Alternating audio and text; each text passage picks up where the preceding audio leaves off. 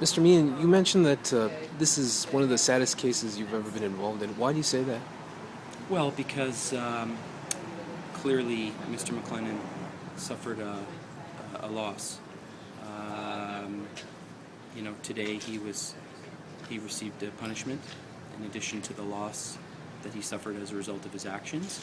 But there's no doubting that he suffered a loss as a result of his actions. So it's sad because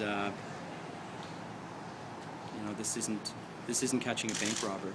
This is someone who made a criminal error in judgment, and he's going to have to live with that. So it's not a black and white issue.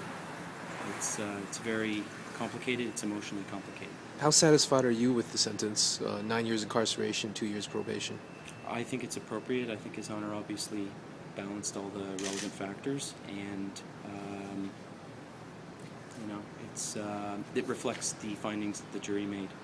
Well, Mr. McLennan was found not guilty of impaired driving, but guilty of dangerous driving.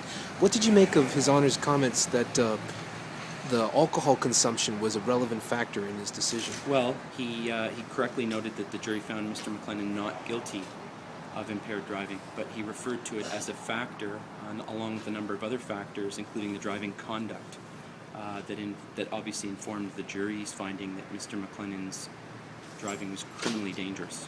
So it was a factor.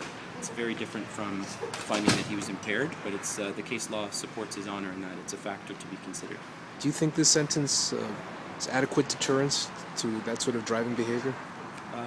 I believe so, and I think anyone objectively viewing this case will feel great sadness, great pity and compassion, and yet maybe some outrage, and will feel that this sentence reflects all of those, but most importantly reflect what actually happened in this case. Not emotion, but what actually happened.